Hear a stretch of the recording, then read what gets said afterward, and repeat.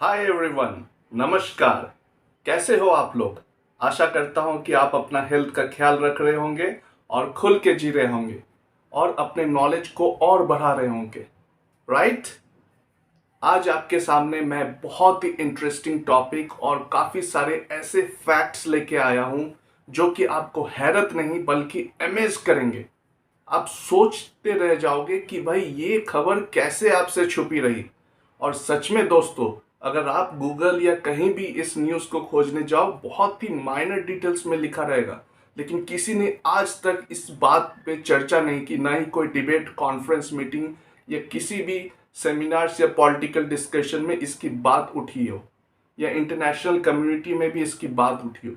लेकिन ये खुद में ही इतनी बड़ी न्यूज़ है कि मुझे परेशानी होती है ये सोच के कि अभी तक हम लोग इससे सरवाइव कैसे कर गए।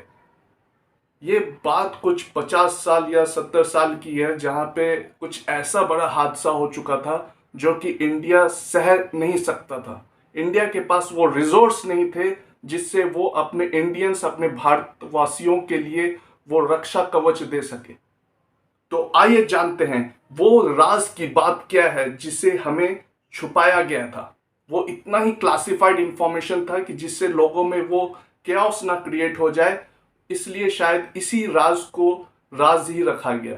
और ये काफी सालों के बाद, काफी सारे मूवीज लॉन्च होने के बाद ये सारी चीजें बाहर आई हैं। तो आइए देखते हैं दोस्तों। पर before I start my discussion and start elaborating about my topic and concealing the facts and decode the topic, you should go with this video first. ये एक वीडियो आपको बहुत सारी चीजें बताएगा। तो चलिए दोस्तों, ये एक बोर्डम थोड़ा ब्रेक करके एंटरटेन हो जाए और हम ये वीडियो थोड़ा मजे से देखें। आइए देखते हैं।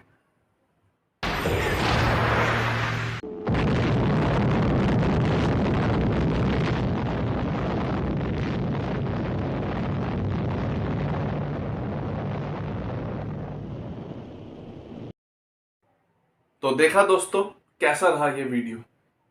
आप तो सोच ही रहे होंगे कि ये सारे वीडियोस तो पहले भी देख चुके हैं, कि जहाँ पे मिसाइल लॉन्च होता है, बॉम्ब डिटोनेट किए जाते हैं एंड बूम, एक एक्सप्लोजन होता है जिसे हम एटॉमिक बॉम्ब, हाइड्रोजन बॉम्ब और तरह तरह के नाम से जानते हैं। और उसका इम्पैक्ट, यील्ड इफेक्ट, ये सारे हम देख चुके हैं पहले ही। तो इसमें नई बात क्या है? ये तो एक जस्ट इंट्रोडक्शन पार्ट था। इसके बाद बहुत सारे राज की बात है। आप जान के हैरान हो जाओगे कि क्या क्या फैक्ट्स आपसे छुपाया गया है, या आप जानते नहीं हो, या आप उस पर रिसर्च नहीं की हो। पर कोई बात नहीं दोस्तों, मैं संजय शाह आज आपके सामने ये टॉपिक लेके आया। आज ऐसे मुकाम पे हम आपको लेके जाएंगे जहां पे आप फैसला लोगे कि किस हद तक ना हमने एनवायरनमेंट की धज्जियां उड़ाई है। शायद ही कोई ऐसा कोर्ट हो जहाँ पे, कोई अर्थ का कोर्ट हो जहाँ पे हमारे खिलाफ कोई फैसला सुनाया जाए, पर कोई कुछ कहने वाला नहीं है। यही तो दर्द की बात है दोस्तों। आजकल तो आप ये मूवी ओपेनहाइमर बहुत ही एंजॉय कर रहे होंगे। तरह तरह के मल्टीप्लेक्सेस में काफ़ी धूमधाम से ये दिखाया जा रहा है। जुलाई 31 2023 को ये मूवी लॉन्च के साथ ही ब्लॉकबस्टर हिट हुआ है। काफ़ी लोगों से प्रेज आया है। पर सच में ये प्रेज और क्रिटिसाइज की बात है, ये शेमफुल की बात है कि हमने ऐसा वीपन बनाया है क्यों। आप जानते हैं जूलियस रॉबर्ट ओपेनहाइमर, जिसे हम ओपेनहाइमर के नाम से जानते हैं, जो कि फादर ऑफ एटॉमिक बॉम्ब है, क्योंकि उन्होंने ही फर्स्ट एटॉमिक बम बनाया एज पर द थ्योरी। लेकिन इंडियन शास्त्र के हिसाब से हम लोगों ने ये पहले ही डिस्कवर कर लिया था। हमारे सनातन धर्म में ही ये शस्त्र अस्त्र आ चुके थे। इसलिए तो ओपेनहाइमर ने एक बार भगवत गीता का रेफरेंस लेके ये भी कह दिया था, आई एम डेथ, मैं मृत्यु हूँ। मैंने मानव संहार के लिए एक बड़ा सा कुछ इन्वेंशन कर दिया और मैं मानव संहार का जिम्मेदार लेता हूँ। वो भविष्यवाणी कर चुके थे। He had the envision and apprehension about what human kind is going through. जब उनको ये सच्चाई के बारे में पता चली, उनको भी ये अंदाज़ा नहीं था कि ये एक्सप्लोसिव का इम्पैक्ट कितना बड़ा होगा। जुलाई 1945 का वो काला दिन था जब ये न्यूक्लियर प्रोग्राम सक्सेसफुल हुआ था, द एटॉमिक बॉम्ब, जिसे हम ट्रिनिटी कोड नेम से जानते हैं। ट्रिनिटी ये tube alloys and the Manhattan project के कोलैबोरेशन में तैयार किया हुआ एक कोड नेम ट्रिनिटी के नाम से ये बॉम्ब टेस्ट हुआ था। आपको बता दूं कि ट्यूब एलॉयज एक कोड नेम है जो कि यूके एटॉमिक रिसर्च के द्वारा दिया गया हुआ था, और the Manhattan project code name दिया गया था यूएस एटॉमिक रिसर्च प्रोग्राम से। ये दोनों ने मिलकर कोलैबोरेट करके इस ट्रिनिटी को अंजाम दिया था। पर 1941 में द मैनहट्टन प्रोजेक्ट कंप्लीटली इस प्रोग्राम को होल्ड करते हैं और ट्यूब एलॉयज को इस प्रोग्राम से निकाल देते हैं। और ओपेनहाइमर जो लॉस एलमस लैबोरेटरी के डायरेक्टर हुआ करते थे फिजिक्स थियोलॉजी में एक्सपर्ट्स, उनको ये जिम्मेदारी दी गई थी and he succeeded it. He made it, he aced it and proved that उन्होंने एटॉमिक बॉम्ब का सच में ही आविष्कार किया, and that's why he was known as from that time father of atomic bomb। जब ये टेस्ट हुआ तो ओपेनहाइमर सक्सेसफुल रिजल्ट्स की वजह से तो काफ़ी खुश हो गए, स्पेशली जब उनको ये पता चला कि हाँ चलो इसके वजह से सेकेंड वर्ल्ड वॉर थ्रेट, मतलब हम सिर्फ डर दिखाएंगे and second world war stop हो जाएगा। उन्होंने ये नहीं सोचा था कि वो बॉम्ब हम एक्चुअल में ह्यूमन काइंड को वैनिश करने के लिए यूज़ कर रहे हैं, हम एक्चुअल वॉर फील्ड में उसका यूज़ करेंगे। और वो तब तक इस दावे से राजी थे कि चलो ये एक बैटल फील्ड में यूज़ होगा अगेंस्ट नाजिस। पर जब उनको ये पता चला कि ये जापान के खिलाफ में यूज़ हो रहा है और पर्टिकुलर सिटीज़ में ये ड्रॉप किया जाएगा, वो बहुत दुखी और परेशान हो गए। उन्होंने हैरी एस ट्रूमैन जो कि 33rd यूएस प्रेसिडेंट थे उस समय, उनको भी जाके काफ़ी सारे एप्लीकेशंस, काफ़ी सारे रिक्वेस्ट किए कि ये प्लीज़ आप प्रैक्टिस ना करें। अगस्त 6 एंड अगस्त 9 को जो प्रोग्राम सेट था जापान के ऊपर, हिरोशिमा एंड नागासाकी के ऊपर जो बॉम्ब डिटोनेट किए गए थे, वो प्रोग्राम को ना करें, लेकिन उन्होंने कोई बात नहीं सुनी। आखिर अंजाम हम लोगों ने सब ने देखा कि अगस्त 6 अगस्त 9 1945 वो काला दिन जापान के लिए कितना भारी दिन था, कैसे उन्होंने वो टाइम को स्पेंड किया होगा। ये शर्म की बात है कि इतना भयानक हथियार हमने कितने मासूमों पे यूज़ किया। हमने थोड़ा सा भी नहीं सोचा, स्पेशली यूएस ने। सिर्फ उनको सेकेंड वर्ल्ड वॉर ख़त्म करना था, उसके नाम पे उन्होंने एक तबाही मचा दी। मुझे तो लगता है कि वो सेकेंड वर्ल्ड वॉर ख़त्म करने के नाम पे कुछ अलग ही टेस्ट एंड कैलकुलेशन कर रहे थे कि इस बॉम्ब का इम्पैक्ट एक्चुअल सिविलियंस एरिया या रेसिडेंस एरिया में कितना हो सकता है।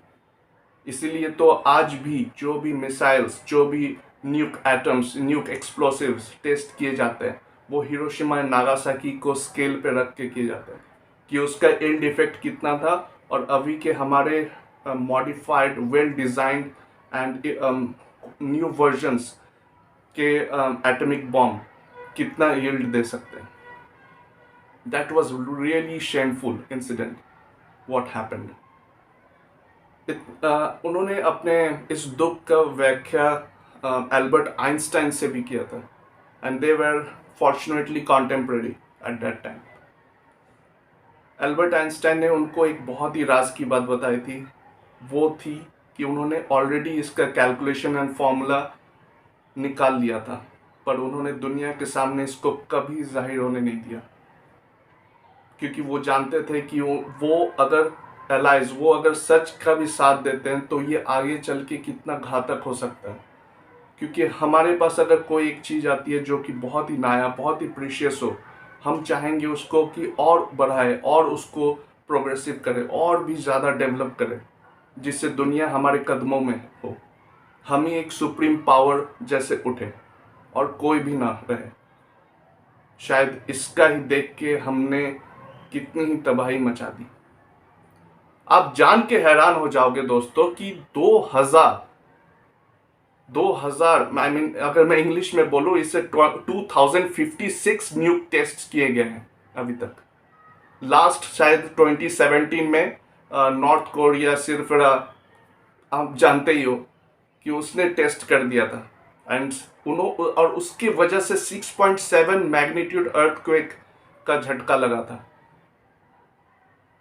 क्या ये बहुत ही अच्छा लगता है सुनने में कि अर्थ को हम किस तरह से डिस्ट्रॉय कर रहे हैं जहां पे हम खुद रहते हैं। एक हिंदी में कहावत है कि भाई जिस थाली में खाओ उसमें छेद मत करो। अरे हम तो यहाँ पे पूरा तबाही मचाने में तुले, पूरा थाली उड़ाने में तुले हुए, तो भाई खाने की तो आप बात ही मत करो। क्या दिया है हमने एनवायरमेंट को? सिर्फ यही सब। चलो रियल इस्टेट और जो हम ह्यूमन बींग्स कर रहे हैं वो तो अलग बात है, लेकिन भाई जो researchers, scientist, scholars, politicians, great leaders, supreme powers, इन्होंने क्या तबाही मचा दी। और आज ये बोलते हैं कि चलो इंडस्ट्रियल रिवॉल्यूशंस बंद करो, कार्बन एमिशन बंद करो, क्योंकि ये ओजोन लेयर को इम्पैक्ट कर रहा है। क्या डेवलप्ड कंट्रीज को ये बोलना शोभा देती है कि जहां पे उन्होंने आराम से 1300 और 1400 कितने सारे न्यूक्लियर टेस्ट करके एनवायरमेंट की क्षति की ऐसी की तैसी करके आराम से अभी टेस्ट बैन ट्रीटी ये सब साइन करके कार्बन ये सब पे डिस्कशन देते हैं यूएन असेंबली में, कॉन्फ्रेंसेस में, पॉल्यूशन कंट्रोल्स में,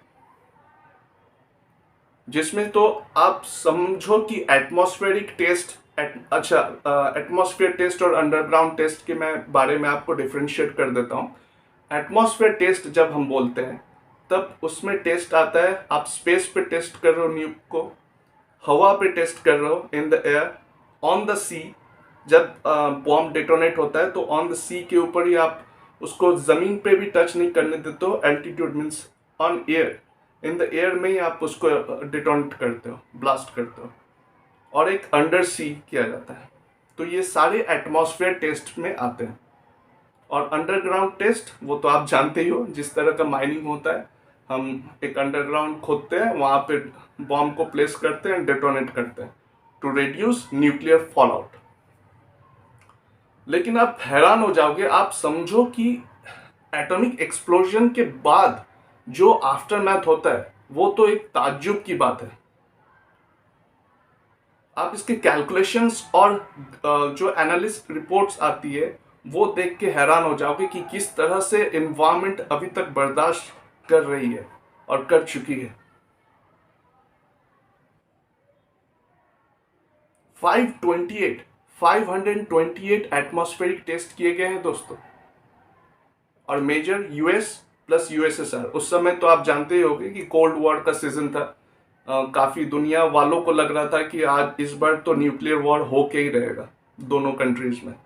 जब यूएसएसआर संगठित ग्रुप और यूएसए में न्यूक्लियर रेस की बारी चल रही थी, दोनों मिल के जम के दिवाली के पटाखों की तरह न्यूक टेस्ट कर रहे थे, बिना सोचे कि ये क्या रिपरकशंस होंगे, आने वाले पीढ़ियां क्या समझेंगी, हम जैसे मिलेनियल्स, फिर जनरेशन जेड, जनरेशन अल्फा के लिए क्या बचेगा, या आने वाले जनरेशन्स क्या सोचेंगे। और आज हम भुगत रहे हैं उस एनवायरनमेंट के चक्कर में। वो तो थैंक गॉड कि बहुत सारी चीज़ें आई जिसके बारे में मैं आपको बाद में बताने वाला हूँ। उनके वजह से अंडरग्राउंड टेस्ट को फिर कराया गया by partial nuclear test ban treaty की मदद से, नहीं तो एटमॉस्फेयर की तो धज्जियां उड़ जाती। और ये अंडरग्राउंड भी कम नहीं रहा, इसके बाद भी वो जम के अंडरग्राउंड टेस्ट किए। 800 प्लस टेस्ट तो यूएस ने खुद किया अंडरग्राउंड। उनको एटमॉस्फेयर में मन नहीं भरा तो उन्होंने सोचा कि चलो और नए वर्जन्स और इस बॉम्ब को डेवलप करते हैं, इसके स्पीड अप करते हैं, लाइट वेट करके और कितना घातक बना सकते हैं। उन्होंने एटमिक न्यूक्लियर फ्यूजन के ड्यूटेरियम एंड प्लूटोनियम इनका तो सहारा लिया ही था, plus dry fuel thermonuclear hydrogen bomb तक उन्होंने बना डाला। 1300 टेस्ट तो टोटल, 1300 प्लस टोटल टेस्ट तो यूएस ने खुद किया था। और आपको बता दूं कि इसका जो रियल इफेक्ट है ये हम लोग मेगाटन से समझते हैं, क्योंकि अभी तक जो मैक्सिमम टेस्ट हो चुके हैं न्यूक टेस्ट वो मेगाटन में हुए हैं। किलोटन्स भी है, जैसे इंडिया ने खुद किलोटन्स में टेस्ट किया था। यूके के पास भी इतना फंड क्राइसिस था कि उन्होंने भी किलोटन्स के वेट में ही इसको मेजर किया था। 1 megaton is equals to 1 million ton of TNT. अगर हम टीएनटी तो आप जानते ही हो, एक घातक एक्सप्लोसिव डिवाइस है and that is not radio active. तो अगर 1 मिलियन टन टीएनटी को हम एक्सप्लोड करते हैं और उसका जो एनर्जी लिबरेट होता है, यील्ड होता है, वो हम कैलकुलेट करते हैं कि एक न्यूक्लियर एक्सप्लोजन से वो कितना एनर्जी लिबरेट किया है। तो जैसे हम जूल या केल्विन या सेल्सियस जैसे डिनोशन मेजरमेंट टेक्निक्स यूज करते हैं, मेजरमेंट टर्म्स यूज करते हैं, जैसे जैसे स्केलिंग होता है, इसीलिए न्यूक्लियर का क्या यील्ड है, न्यूक्लियर के कितने रेडियो एक्टिव मटेरियल्स निकले या उसका एक्सप्लोजन इम्पैक्ट कितना था, वो हम टीएनटी के हिसाब से मेजर करते हैं, मेगाटन टीएनटी। जैसे B83 ये 1.2 मेगाटन का था, जो कि आई मीन 80 टाइम्स घातक था, 80 टाइम्स मोर डिस्ट्रक्टिव था हिरोशिमा और नागासाकी पे जो यील्ड हुआ था। और यही कारण है, इसलिए मैं पहले भी बोल रहा था कि Hiroshima Nagasaki it was just not the part of to end the world war 2, वो एक कैलकुलेशन का भी मेजरमेंट था। इसलिए आज भी जैसे से मैं बोल रहा हूँ B83 बॉम्ब, कैसल ब्रेवो और ऑपरेशन ग्रैपल में जो यूज किए गए थे, प्लस इंडिया ने खुद न्यूक्लियर टेस्ट यूज किया, फिर जार बॉम्ब, ये सारे हिरोशिमा नागासाकी के स्केल को रख के यूज किए जाते हैं। इसी तरह ये मेगाटन्स, कोई 15 मेगाटन्स, कोई 12 मेगाटन्स, कोई 50 मेगाटन्स।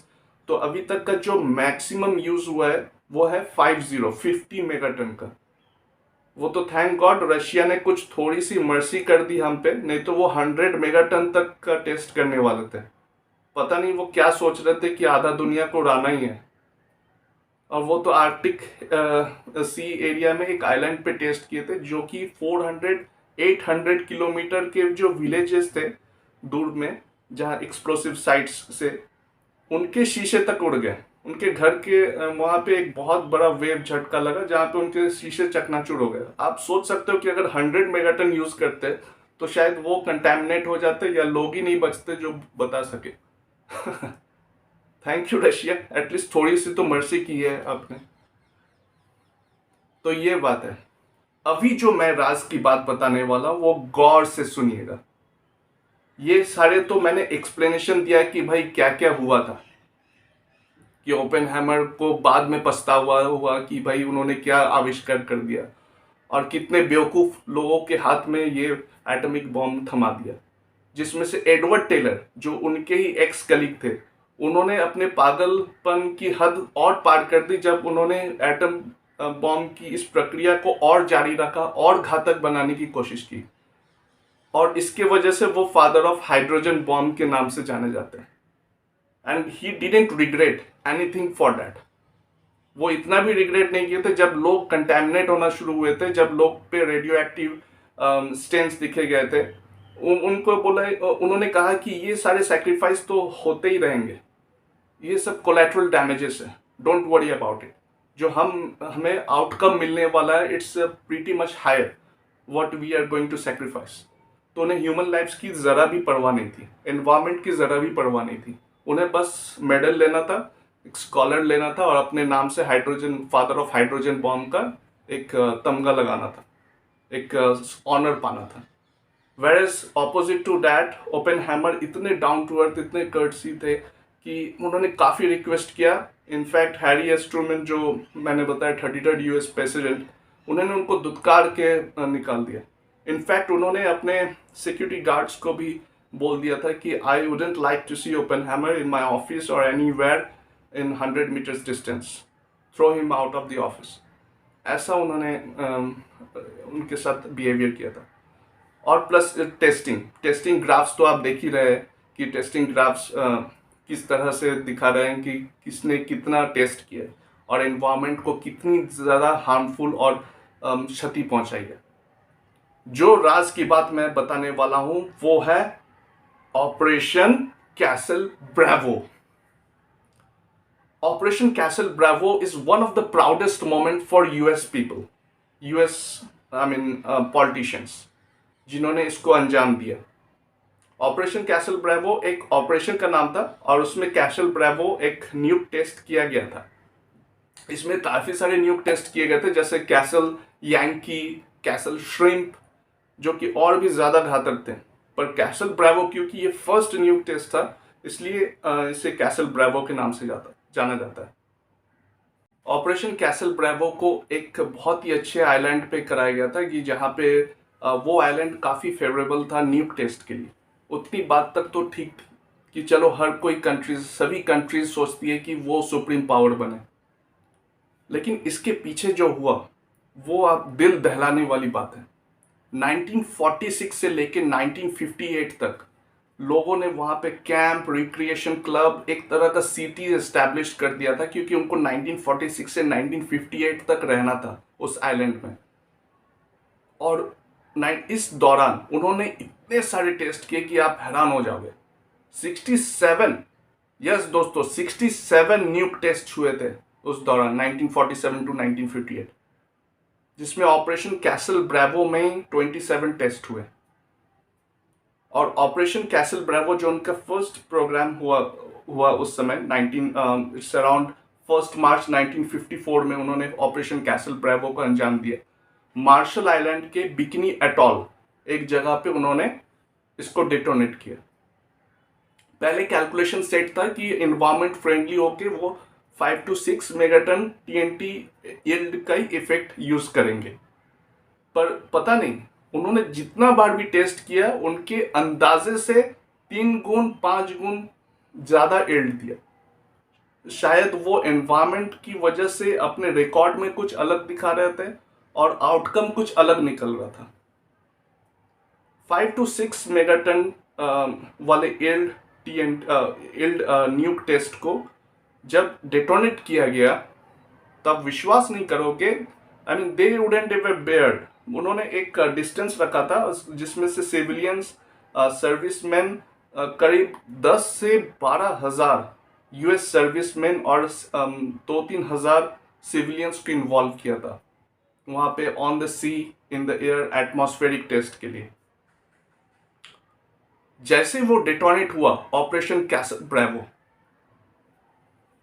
उसने 1 सेकेंड में 7.2 किलोमीटर का एक फायरबॉल यील्ड किया। और वो इतना घातक था कि देखते देखते उसने 650 फीट का एक क्रेटर तैयार कर दिया आइलैंड पे, एंड 250 की गहराई उसकी डेप्थ थी। आप समझ सकते हो कि कितना नुकसान पहुंचाया होगा उनके इनहैबिटेट्स, वहां के I mean sea animals, sea marine life को, ट्रोपोस्फेयर, स्ट्रेटोस्फेयर, ये सारे तो कितने क्षति ना पहुंचे होंगे इनको, कितना हार्मफुल इफेक्ट्स हुआ होगा। प्लस रेडिएशंस की बात करें तो वो अलग। 400 किलोमीटर क्वेंजलिंग नाम के आइलैंड से भी उस एक्सप्लोजन को देखा जा सकता था, जो कि 400 किलोमीटर दूर था बिकिनी एटॉल से। और ये तरह तरह के टेस्ट करते गए, तरह तरह के ऑपरेशंस को अंजाम देते गए। Operations red wing, operation T pot, and they were quite proud of those moments. Operations Hardtech, Operations Dominic, they were quite proud कि जैसे से वो प्रोग्रेस कर रहे थे, they were quite happy and ecstatic. और ये सारे उन्होंने Pacific Ocean regions, Marshall Island, Bikini Atoll, ऐसे ऐसे जगह पे टेस्ट किया। और कुछ आइलैंड्स तो अभी नक्शे में से ही गायब है कि उनका स्ट्रक्चर कुछ अलग हुआ करता था, अभी आप मैप में खोजने जाओगे शायद ही मिले। उन्होंने इतनी जगह टेस्ट किया और अलग अलग लेवल पे, कोई 15 मेगाटन्स का था, कोई 12 मेगाटन्स का, सारे उनके अंदाजे से सुपर। वो शायद छुपाना चाह रहे होंगे कि शायद परमिशन ना मिले इंटरनेशनल कम्युनिटी से या एनवायरमेंट स्पेशलिस्ट से, तो इन्होंने रीडिंग्स को काफ़ी कम रखा था। और जब उसका इम्पैक्ट हुआ वो वायलेंट था। और जब ये टेस्ट हुए और जब इनका आउटकम मेजर किया गया तो इनके यहां से राज की बात निकली जो आपको हैरान कर देगी। जो इम्पैक्ट हुआ उसका इम्पैक्ट इतना ज्यादा हुआ कि 18,000 स्क्वायर किलोमीटर में उसके रेडियो एक्टिव एलिमेंट्स स्प्रेड हुए और उसके traces Australia, part of Europe और हमारे इंडिया में भी पाया गया। जी हाँ दोस्तों, इंडिया में भी रेडियो एक्टिव एलिमेंट्स पाए गए थे और हमें पता नहीं कि वो कितने एरिया में स्प्रेड हुए होंगे, कौन कौन से लोग इन्फेक्टेड हुए होंगे। क्या आपको ये पता था? इतनी बड़ी दर्दनाक चीज, इतना रहस्यमय चीज जो कि लोगों में स्प्रेड होना चाहिए था, लोगों को संभालना चाहिए था, उन्होंने ऐसे ही जाने दिया। मुझे पता नहीं कि उस समय पॉलिटिकल लीडर्स क्या किए थे या उन्होंने सख्त कदम लिया था कि नहीं, उन्होंने पेनल्टी मांगा था कि नहीं यूएस से टू रिवैम्प और मेडिकल सपोर्ट के लिए, कि जहाँ पे radio active elements, of course radio active elements ऐसे कोई बच्चों की खेलने की चीज़ें तो नहीं है। अगर वो कोई दूर में भी गिरा होगा तो it going to impact your bone, skins and genetic cancers तो लगे ही रहेंगे। और जो बेबीज होते हैं वो तो आप जानते ही हो कि हिरोशिमा एंड नागासाकी का इम्पैक्ट अभी भी जारी है। सिर्फ ये एक लाइन का न्यूज़ है कि हाँ, इंडिया में भी रेडियो एक्टिव ट्रेसेस पाए गए थे, पर आप सोचो कि जस्ट ये लाइन है और ये कितना खौफनाक हो सकता है कि कितना दूर तक स्प्रेड हुआ होगा। क्या सेंट्रल पार्ट ऑफ इंडिया तक स्प्रेड हुआ था कि कोस्टल रीजन्स तक स्प्रेड हुए थे? ये जो भी स्टेट्स है हमारे कोस्टल एरियाज में, वहां तक लिमिट हुए थे कि चारों तरफ फैला था? किसी ने इस बात की चर्चा नहीं की। आई डोंट नो, मतलब ये बहुत ही क्लासिफाइड इंफॉर्मेशन था जो कि डी क्लासीफाई हुआ है, और इसमें कितनी सच्चाई है, कितनी इम्पैक्ट हुई है, कितना मेडिकल अटेंशंस लगे होंगे, हमें इसकी कोई जानकारी नहीं है। और मैं इसलिए ये मेंशन किया हूं कि इट ऑलमोस्ट डिस्ट्रॉयड इंडिया, क्योंकि हमारे पास आर्थिक अवस्था के हिसाब से, फिनेंशियल होल्ड के हिसाब से हम बहुत ही कमजोर थे। ये बात सच्चाई है, क्योंकि हम पे जो जातियां हुई थी और जो वॉर्स ये सब लगे हुए थे, इसकी वजह से हम फिनेंशियली काफ़ी कमज़ोर हो गए थे और हमारे पास necessary medical equipments, precautionary measures, protection gears या फैसिलिटीज़ नहीं थे। इंफ्रास्ट्रक्चर फैसिलिटी भी बहुत डाउन था। हमारे लोगों पे अगर वो इन्फेक्शन या कंटेमिनेशन आता, रेडियो एक्टिव एलिमेंट्स पाए जाते, तो आई डोंट थिंक कि हम पूरे इंडिया को बचा सकते। लेकिन उस समय भी बहुत सारे इम्पैक्ट ऐसे हुए होंगे जिसे हमें राज रखा गया था, जिसे हमें बताया ही नहीं गया, कि जिससे लोगों में क्योस फैल जाए या सरकार गिर जाए। तो ऐसी दर्दनाक कहानी थी। वो तो सिर्फ इंडिया में नहीं, ऑस्ट्रेलिया, पार्ट्स ऑफ यूरोप में फैला था, इसलिए ये बात की चर्चा हुई। और उस समय हम अंडर डेवलप्ड कंट्रीज में गिने जाते थे। कॉन्कर्ड, एक होता है ना मर्सी टाइप का देखने वाले, तो वैसे टाइप के जगह में हम गिने जाते थे। तो हमारा नाम तक भी नहीं आता था अगर Australia and some parts of Europe और जापान में ये पाए नहीं जाते। तो ये भयानक सच्चाई है ऑपरेशन कैसल ब्रेवो की, जिसमें चलो मानता हूं कि यूएस ने एक फंड भी ऑर्गेनाइज किया था, एक फंड कमेटी की भी ऑर्गेनाइज की थी, जिसमें उन्होंने अपने लॉयल सर्विसमैन जिन्होंने Pacific plus other new programmes में पार्टिसिपेट किए थे, plus civilians plus infected people, उनके लिए एक स्पेशल ग्रुप बनाया था और एक कम्युनिटी बनाई थी, जिसमें जो इन्फेक्टेड है या जो पार्टिसिपेट किए थे उनको $75,000 पर हेड दिया गया था। That was a huge programme, पर एट व्हाट कॉस्ट? आप एनवायरमेंट की धज्जियां उड़ाए हैं, आपके लॉयल सर्विसमैन जो बहुत ही डेडिकेट तरीके से काम कर रहे थे और पता नहीं वो क्या कर रहे थे, उन पे भी इन्फेक्शन आए, उन पे भी रेडियो एक्टिव एलिमेंट्स की ट्रेस पाए गए, and they were exposed to like these radioactive elements and got leukemia, types of cancers which were quite strange for that type of medical practitioners. उनके जेनेटिक्स में cancers पाए गए, उनके children, grand children में ये हादसे होने लगे, बॉडी स्ट्रक्चर में प्रॉब्लम होने लगा। Some of them couldn't bear children, मतलब वो उनके रिप्रोडक्टिव सिस्टम को इम्पैक्ट कर दिया था। तो इस तरह से 17 to 20,000 इम्पैक्ट हुए थे, जो कि बहुत ही शर्मनाक वाली बात है। और सबसे शर्मनाक वाली और एक सच्चाई मैं आपको बताता हूं, ऑपरेशन ग्रैपल, जिसे यूके ने अंजाम दिया था अप्रैल 22, 1958 को। वो एक्चुअली काफ़ी लो फील कर रहे थे, और फोमो जो एक होता है ना कि आई मीन मिसिंग आउट का एक फेयर रहता है, फेयर ऑफ मिसिंग आउट। तो वो सोच रहे थे कि ट्यूब एलॉयज में उन्होंने द मैनहट्टन प्रोजेक्ट में साथ दे के ट्रिनिटी को अंजाम दिया, लेकिन उनका नाम कहीं भी नहीं आया। और यूएस इतना आगे बढ़ गया था न्यूक प्रोग्राम को लेके कि यूके बहुत ही डाउन फील कर रहा था, डोमिनेट फील कर रहा था, और उसे भी सुपर पावर में गिनना था खुद को। उसने काफी जोर लगाया, काफी अटेंशन, एग्रेसिव मूवमेंट करके ऑपरेशन ग्रैपल को अंजाम दिया, जहां पे 9 न्यूक टेस्ट हुए। और इस न्यूक टेस्ट में उन्होंने जबरदस्ती 17 टू 22,000, यस 17 टू 22,000 सर्विसमैन को इन्वॉल्व किया। वो इतनी जल्दी से कैश आई मीन सिविलियंस को इन्वॉल्व नहीं कर सकते थे, तो इसलिए अपने जितने भी सर्विसमैन है सबको इन्वॉल्व किया, जिसमें उन्होंने न्यूजीलैंड और फिजी के भी सर्विसमैन को इन्वॉल्व किया, प्लस ब्रिटिश मैन। उन्होंने खुद के अपने स्टेटमेंट में ये बताया था कि मतलब इस तरह का एक्सप्लोजन का लाइट हुआ था कि जस्ट वो अपने हाथ के बीचों बीच से थोड़ा सा भी अगर देख पा रहे थे, तो उनके साथियों के बॉडी से लग रहा था कि एक्सरे विजन्स पास हो रहा। They could see the skeletons of their I mean friends allies, और उनके हाथों के तो सारे बोन्स और वेन्स दिख रहे थे। इस तरह का ताकतवर वो आई मीन डेमोन्स्ट्रेशन था। पर इसके बाद वो हद तक तो ठीक है, पर जब ये सारे अपने ऑपरेशंस के बाद अपने घर लौटे, so they were all contaminated, they were all expose to the radiations. वो अभी भी भूल नहीं सकते कि that was so regretful day for them. Some of them couldn't bear the children, some of got genetic problems, some of faced a lot of issues in their health which they passed on to their children, grandchildren. वो एक तरह से अभिशाप लेके आए थे, it's curse what they use in their terms. तो इतनी घातक, इतनी भयानक थी उनके लिए वो।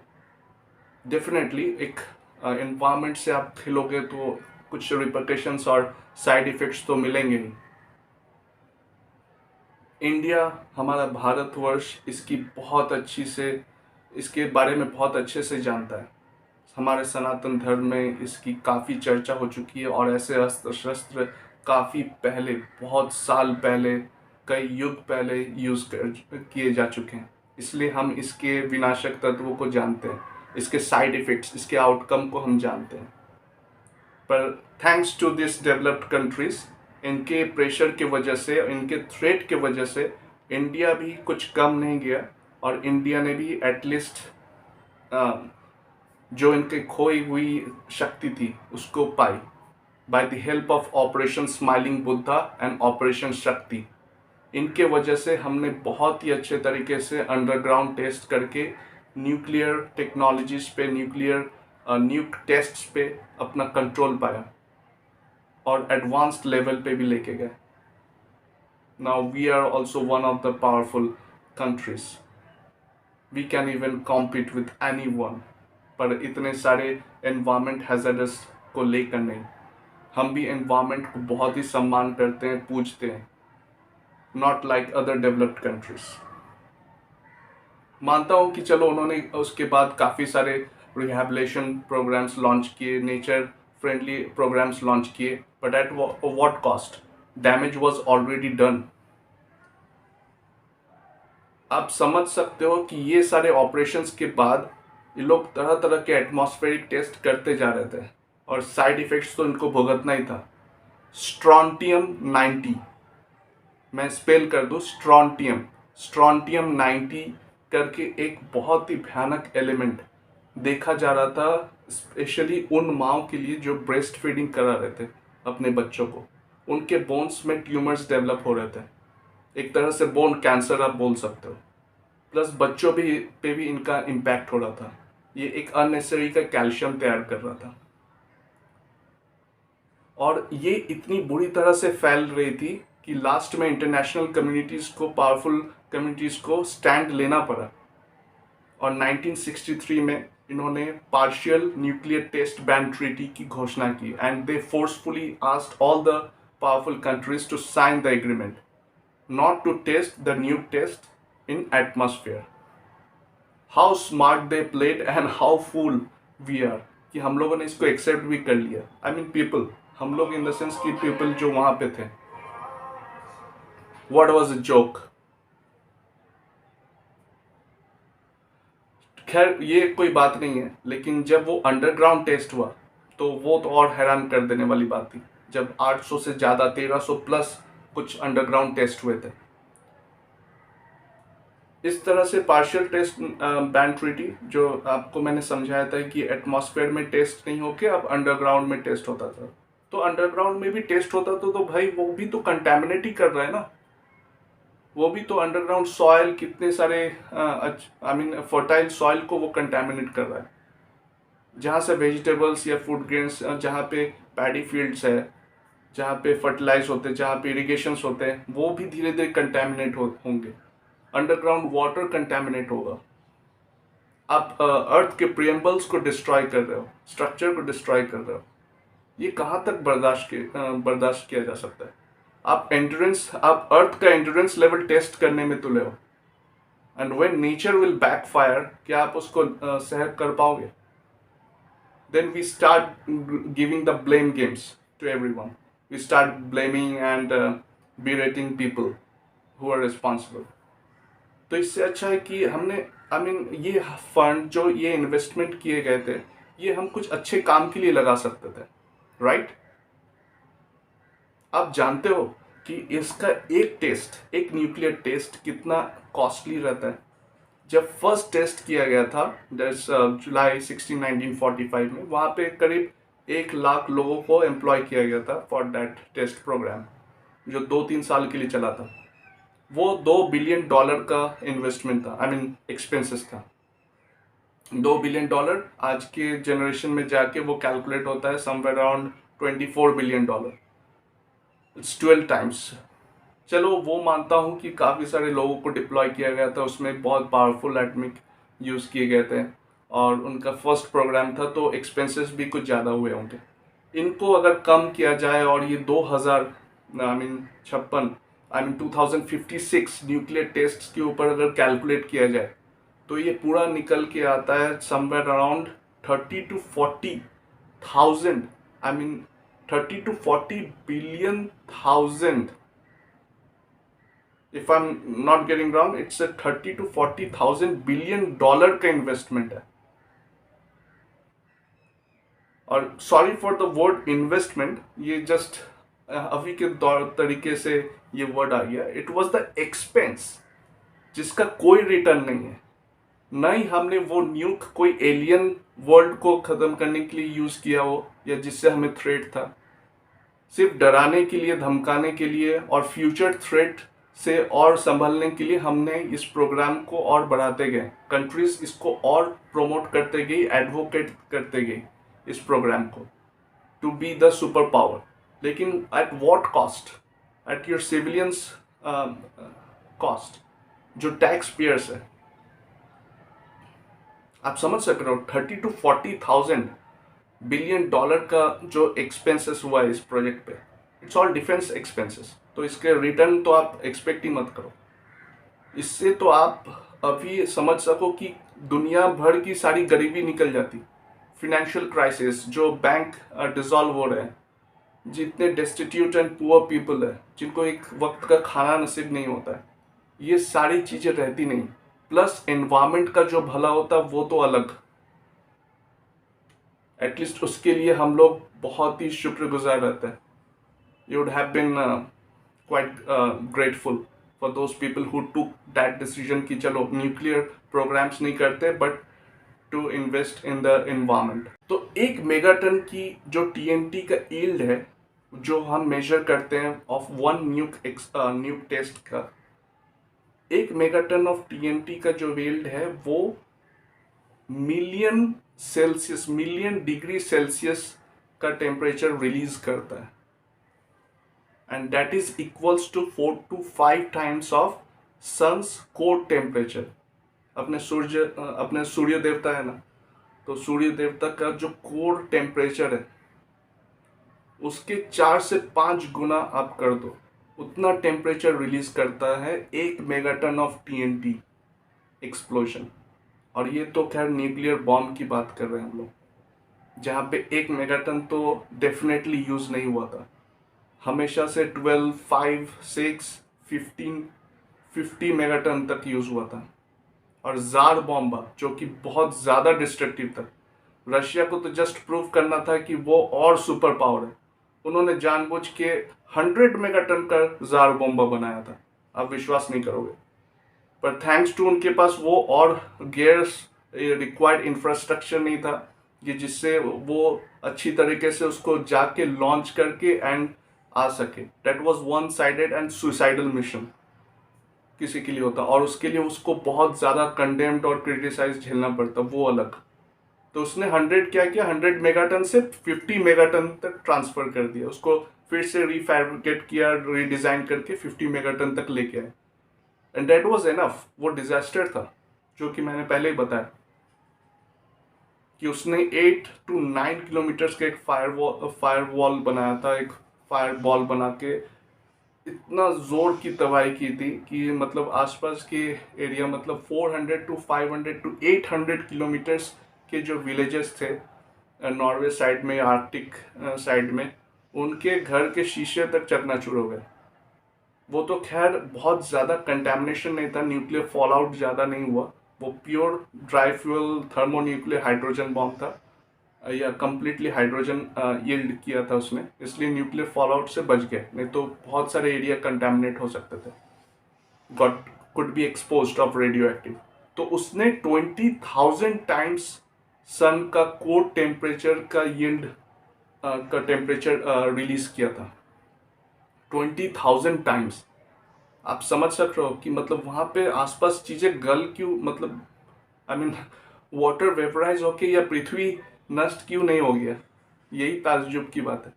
तो हम कितनी तरह से टेस्ट लेंगे। हमने ट्रोपोस्फेयर को पूरी तरह से बर्बाद किया उस समय, स्ट्रेटोस्फेयर तक नहीं छोड़ा।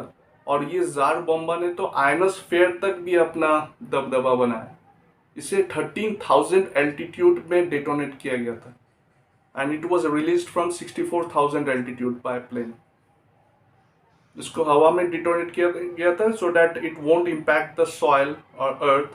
पर ये आई मीन इसका इम्पैक्ट पूरी तरह से मिड एटमॉस्फेयर में है, आयनोस्फेयर में भी आ गया और सारे रेडियो सिग्नल्स जाम होने लगे थे। That was conducted on the very bad debt, that is on October 30th October 1961 में इसको डिटोनेट किया था।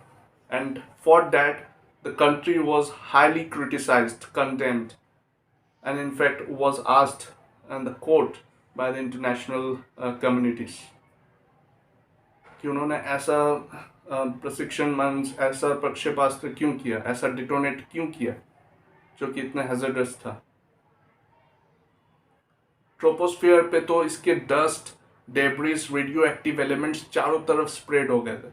और इसका कंसिक्वेंस आप जानते हो क्या है कि ये फिर बाद में through precipitation means rainfall plus different wind direction, आपका विंड का स्पीड क्या है, इससे बहुत सारे कंट्रीज में स्प्रेड हो जाते हैं। And we are not sure कि ये जो कैंसर्स, ये सारे जो बीमारियां आ रही है, ये क्या इसके धीरे धीरे साइड इफेक्ट्स करके सालों साल ह्यूमन सिविलाइजेशंस को धीरे धीरे खत्म करता जाएगा, और हम कुछ और बहाना मारेंगे कि भाई चलो ये बीमारी किसी और चीज के लिए हो रही है, ये किसी और फैक्ट्स के लिए हो रही है। क्या हम इस पे श्योर है? या ये भी हो सकता है कि ये जो सभी न्यूक टेस्ट हुए थे उसके ही रिपरकशंस हैं, उसके ही आउटकम है जो हमें एज ए ह्यूमन और अदर लिविंग बींग्स को फेस करने पड़ रहे हैं। हमारे इनहैबिटेंट्स, हमारे नेचर, चारों तरफ इकोसिस्टम हमारा तबाह हो रहा है धीरे धीरे करके। हम अपने जनरेशन, नेक्स्ट जनरेशन को क्या बताएंगे कि हमने ये क्यों नहीं रोक पाए। ये हमारा जो पहले के जनरेशन था, जनरेशन वाई, और हम मिलेनियल्स, जनरेशन जेड या जनरेशन अल्फा या उसके नेक्स्ट जनरेशन को क्या दे रहे? एक अच्छी दुनिया तो दे ही नहीं पा रहे। जरा सोचना चाहिए इसके बारे में। ये सारे न्यूक्लियर एक्सप्लोजन्स स्ट्रेटोस्फेयर को भी खा गए। क्लोरीन, ब्रोमीन जो कि एंटी ओजोन लेयर है, मीन्स ओजोन लेयर के डिप्लेशन का मेन कारण क्लोरीन एंड ब्रोमीन भी है, प्लस अदर एलिमेंट्स तो है ही। ये जितनी बार भी रिलीज हुआ उसने ओजोन लेयर को तबाह कर दिया। ऊपर से ह्यूमन जो एक्टिविटीज है, क्लोरोफ्लोरोकार्बन जो हम स्कूल डेज से ही पढ़ते आ रहे हैं, CFC gas plus Helen, HALON Helen, ये सारे भी ओजोन लेयर के एंटी है। तो जब हम ही तुले हुए हैं अपना ह्यूमन सिविलाइजेशन, ह्यूमन काइंड तबाह करने के लिए, so why you are facing threat from the aliens. कहा जाता है ना कि जब हम ही खुद को मार सकते हैं तो कोई एलियन दूसरे ग्रह से या एस्ट्रॉइड की आने की जरूरत नहीं है। तो जरा सोचो किस तरह से हमने तबाही का मंजर बनाया in the name of science, development, research programs, outcome. We have to think on this dear, we have to create a safe world. अभी भी मौका है दोस्तों, अभी भी जागो। थोड़ा थोड़ा कदम करके ही हम आगे इस पृथ्वी को बचा सकते हैं, इस नेचर को बचा सकते हैं। ये सारी जिम्मेदारी हम ह्यूमन बींग्स पे है कि हम दूसरे लिविंग बींग्स को, अपने इकोसिस्टम को और अच्छे से रखें, वरना ये पृथ्वी खत्म हो जाएगी। जो ऑलमोस्ट डिस्ट्रॉयड का नाम लिया था ना सिर्फ इंडिया के लिए, वो पृथ्वी पे लागू हो रहा है अभी, हमारे खुद के प्लेनेट पे। पर वो फ्यूचर है कि अगर हम कोई और प्लेनेट में शिफ्ट हो गए, पर मुझे तो पता है कि मैं पूरा अपना जीवन अर्थ में ही कंप्लीट करने वाला हूँ, मैं फ्यूचर की तो बात ही नहीं कर रहा। तो मैं तो लग पड़ा हूँ अपने एनवायरमेंट को बचाने के लिए बाय डिफरेंट मेजर्स। क्या आप जागरूक हो अपने पृथ्वी को बचाने के लिए, अपने अर्थ, अपने इनहैबिटेंट को बचाने के लिए? भले ही मेरे वर्ड्स काफ़ी इफेक्टिव ना लगे, पर जो मैं बोल रहा हूँ वो ज़रूर आप सोच रहे होंगे कि भाई टीवी देखने से नहीं, दोस्तों के साथ गप्पे मारने से नहीं, एक चाय के नुक्कड़ पे चाय पीने से नहीं, पकोड़े खाने से नहीं, भाई हमें कुछ करना पड़ेगा। हमें आगे बढ़ना है तो हमें अच्छे से अपने घर को बचाना पड़ेगा। तो जागो भाइयों, जागो। इसी के साथ मैं अपना स्पीच, अपना ये थोड़ा सा जो टॉपिक्स और डीक्लासिफाइड इंफॉर्मेशन है वो मैंने शेयर किया। इसके साथ मैं ये सेशन एंड करना चाहता हूं, पर दोस्तों मुझे आपके कमेंट्स का इंतज़ार रहेगा। मैं आपसे भी सुनना चाहता हूं कि क्या आपके पास भी कुछ ऐसे टिप्स हैं, कुछ ऐसे राज की बात है जो आप शेयर करना चाहो। टिल देन बहुत अच्छे से जियो, live your life to its fullest और नॉलेज को और बढ़ाते रहो। आपको क्या करना है आप जानते हो। Subscribe my channel, hit the bell icon, like, share and comment. ज़्यादा से ज़्यादा लोगों पे ये फैलाओ, सिर्फ मेरे चैनल के वास्ते नहीं लेकिन एनवायरनमेंट के लिए। क्यों नहीं, जब हम मिल के ये कर सकते हैं तो चलिए मिल के अपने पृथ्वी को बचाए। थैंक यू दोस्तों, नमस्कार और बहुत अच्छे से जियो। फिर मिलते हैं आपके साथ एक बहुत ही इंटरेस्टिंग टॉपिक्स और काफ़ी सारे हैरत कर देने वाले फैक्ट्स के साथ। नमस्ते, नमस्कार, अच्छे से रहिए आपके अपने चैनल पे। फिर मिलते हैं लाइफ का कोड डी कोड पे।